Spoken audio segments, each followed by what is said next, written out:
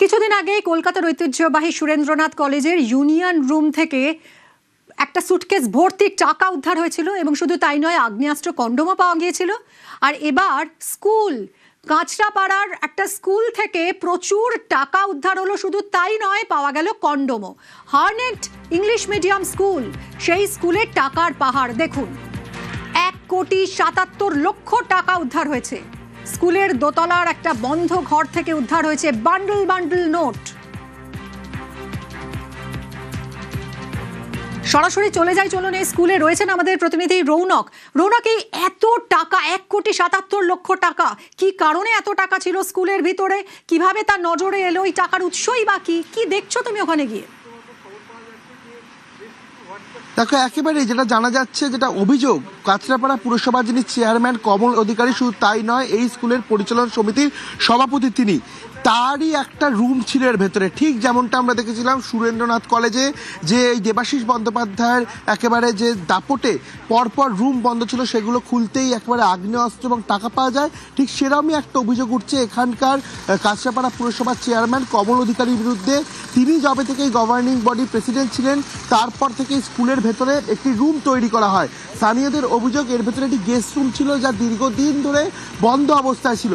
গতকাল পুলিশ খবর পেয়ে বীজপুর থানার পুলিশ সেখানে এসে পৌঁছায় এবং সেই রুম তালা ভেঙে ভেতরে তারা প্রবেশ করেন এবং সেখানে দেখা যায় পরের পর থরে থরে সাজানো রয়েছে খাম। সেই খাম খুলতে একটি খাম থেকে প্রায় 20,26,00,000 নগদ অর্থ কিন্তু পায় পুলিশ, যা কার্যত শেষে গিয়ে ঠেকায় 1,77,00,000 টাকায়। অর্থাৎ এই স্কুলের ভেতরে একটি গেস্ট রুম রয়েছে, সেই রুমের যখন তালা ভেঙে পুলিশ ভেতরে প্রবেশ করে, সেখান থেকে 1,77,00,000 টাকা পান।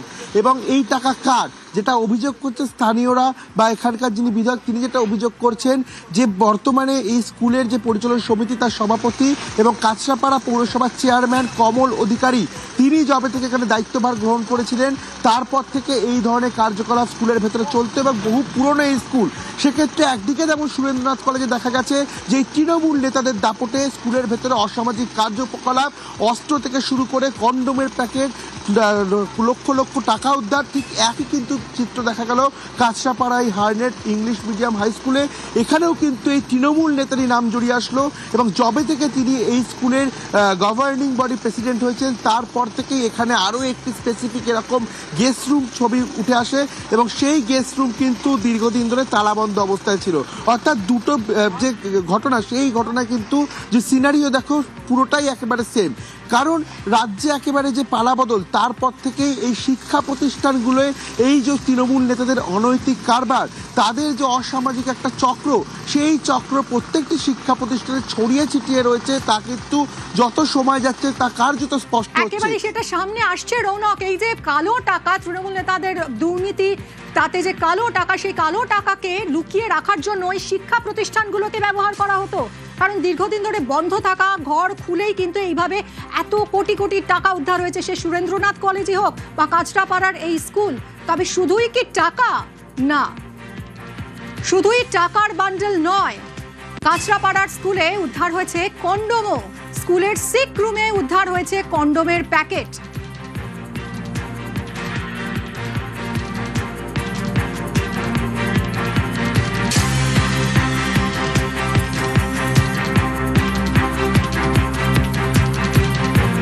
$1,77,00,000 টাকা, বান্ডেল বান্ডেল টাকা, রাত ভর গুনতে একেবারে নাকাল হতে হয়েছে পুলিশকে। আর শুধু তাই নয়, স্কুলের ভিতরে উদ্ধার হয়েছে কন্ডোম, স্কুলের সিক রুমে উদ্ধার কন্ডোমের প্যাকেট। রৌনকের সঙ্গে আবারও কথা বলি। রৌনক, স্কুলের সিক রুমে কন্ডোমের প্যাকেট কিভাবে আসে, কি বলছে স্কুল কর্তৃপক্ষ? দেখো, স্কুল কর্তৃপক্ষ এই বিষয়ে বলছে তারা জানতেন না, যেহেতু এই স্কুলের যে রুমটি থেকে এগুলো উদ্ধার হয় সেটি দীর্ঘদিন ধরে তালাবন্ধ অবস্থায় ছিল। স্থানীয়রা যেটা অভিযোগ করছে, যে এই কমল অধিকারীর নেতৃত্বে স্কুলের ভেতরে কিন্তু এরকম একটি অসামাজিক কার্যকলাপের র্যাকেটও চলতো, যেটা কিন্তু একটা গুরুতর অভিযোগ। এবং যবে থেকে তিনি এই কাঁচরাপাড়া পৌরসভার চেয়ারম্যান হন, তারপর থেকেই তিনি প্রথমে প্রবেশ করে এই কাঁচরাপাড়া হার্নেট ইংলিশ মিডিয়াম স্কুলে। এখানে এসে পরিচালনা সমিতির সভাপতি হন এবং তারপরই এই স্পেশাল গেস্ট গেস্ট রুম তৈরি করা হয় যেখানে তিনি বসতেন এবং তার ভেতর থেকে এই কন্ডোমের প্যাকেট উদ্ধার করে পুলিশ গতকাল। এবং স্থানীয়রা অভিযোগ করছে যে তার নেতৃত্বে অর্থাৎ তার ছত্রছায়ায় একটা র্যাকেট চলতো। এবং তুমি যেটা কিছুক্ষণ আগে বললে যে শিক্ষা প্রতিষ্ঠানগুলোর ভেতরেই এই কালো টাকা বা এইরকম আপত্তিকর জিনিস রাখা হচ্ছে, অর্থাৎ একেবারে সফট টার্গেট, যাতে পুলিশের নজর এড়ানো যায় বা এই ধরনের শিক্ষা প্রতিষ্ঠানকে কোনো রকমভাবে প্রশাসনের চোখের নজর এড়ানোর জন্য যাতে সন্দেহ না করে, এই কারণেই কিন্তু এই তৃণমূল নেতারা এগুলিকে বেছে নিয়েছিলেন। এবং গতকালকে যখন এর ভেতর থেকে কন্ডোমের প্যাকেট উদ্ধার হয়, দেখা যায় যেটা শিক্ষা প্রতিষ্ঠান, এত বহু পুরনো শিক্ষা প্রতিষ্ঠান, সেই জায়গায় কারা এই জিনিসগুলো নিয়ে আসলো। স্থানীয় বাসিন্দারা অভিযোগ করছে এর পেছনেও কিন্তু জড়িত রয়েছে এই কমল অধিকারীর নাম। অর্থাৎ যবে থেকে কমল অধিকারী কাঁচরাপাড়া পৌরসভার চেয়ারম্যান হয়েছে, তার দাপট কার্যত গোটা এলাকায় তিনি চালাতেন এবং সেখান থেকে বাদ যায়নি এই শিক্ষা প্রতিষ্ঠানও। তার যে কালো টাকা বা এই কোটি কোটি টাকা, সেগুলি শেল্টার দেওয়ার জন্য এই শিক্ষা প্রতিষ্ঠানকে ব্যবহার করা হয়েছে। এবং এই আপত্তিকর জিনিস, সেই জিনিসও কিন্তু শিক্ষা প্রতিষ্ঠানের ভেতর থেকে মিলেছে। এবং অভিযোগ উঠছে এর পেছনে কিন্তু অসামাজিক চক্রের যে র্যাকেট, সেই র্যাকেট চলতো। ইতিমধ্যে স্কুলের যিনি ক্যাশিয়ার ছিলেন, আরও বেশ কয়েকজনই কিন্তু ইতিমধ্যে বীজপুর থানার পুলিশের তরফ থেকে আটক করে জিজ্ঞাসাবাদ করা হচ্ছে। কেন করা হচ্ছে? কারণ তারা জানা এই ক্যাশিয়ার এবং অ্যাসিস্ট্যান্ট অ্যাকাউন্টেন্ট তাদেরকে গ্রেফতার করেছে পুলিশ, তাদের জিজ্ঞাসাবাদ হচ্ছে। কিন্তু বড় প্রশ্ন যে শিক্ষাঙ্গন একটা স্কুল, তার ভিতরে কন্ডোম, স্কুলের ভিতরে সিকরুম, যদি নানা রকম অসামাজিক কার্যকলাপ যেরকম তুমি বলছো যে সেটা যদি হয়েও থাকে, সেটা স্কুল কর্তৃপক্ষের নজর এড়িয়ে কিভাবে সম্ভব? স্কুল কর্তৃপক্ষের কোনো সদুত্তর মিলেছে এই বিষয়ে? দেখো, এই বিষয়ে নিয়ে কিন্তু স্কুল কর্তৃপক্ষের কোনো সদুত্তর মেলেনি। পরবর্তীতে আমরা প্রিন্সিপালের সঙ্গে যোগাযোগ করি, তিনিও কিন্তু কার্যত এই বিষয়গুলো এড়িয়ে যান। সেক্ষেত্রে যদি এই অসামাজিক কার্যকলাপ দীর্ঘদিন ধরে চলে, যেমনটা আমরা দেখেছি সুরেন্দ্রনাথ কলেজে, সেখানকার যিনি বর্তমান প্রিন্সিপাল, তিনিও কিন্তু এই দায়গুলো কার্যত এড়িয়ে গেছিলেন, তাহলে স্কুলের প্রেমিসিসের ভেতর থেকে এই ধরনের আপত্তিকর বস্তু উদ্ধার হয় কি করে?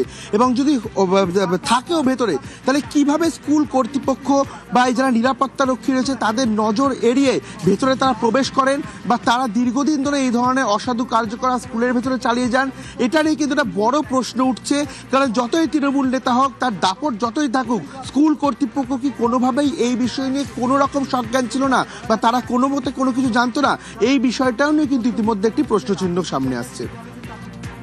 একদমই রৌনক, অনেক অনেক প্রশ্ন উঠছে। স্কুলের ভিতরে কিভাবে টাকার পাহাড়, রাতভর 3টে মেশিনে নোট গুনতে যেখানে হিমশিম খেতে হলো পুলিশকে, 1,77,00,000 টাকা। এবং শুধু তাই নয়, সিক রুম, যেখানে স্কুল চলাকালীন অসুস্থ হলে পড়ুয়াদের রাখা হয়, সেই সিক রুমের ভিতর থেকে পাওয়া গেল কন্ডোম। কি চলতো এখানে, কারা আসতো এখানে, কাদের গতিবিধি ছিল, স্কুল কর্তৃপক্ষ কি কিছুই জানতো না? অনেক প্রশ্ন যার উত্তর এখনো অজানা। স্কুলের ক্যাশিয়ার ও অ্যাসিস্ট্যান্ট অ্যাকাউন্টেন্ট গ্রেফতার।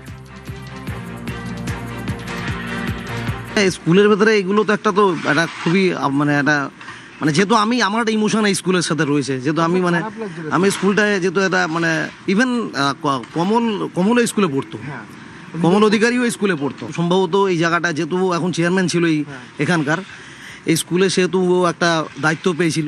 ইমোশন তো এটা ইমোশনাল ব্যাপার, কারণ আমার এখান থেকেই আমার শুরু, আমার এখান থেকে ওনার মনে হয় দায়িত্ব ছিল এখানটায়। কিন্তু এবারে এটাকে কি ইউটিলাইজ, ওনার পাওয়ারটাকে উনি কি ইউটিলাইজ করেছে, এটা ওনার উপরে ডিপেন্ড করে।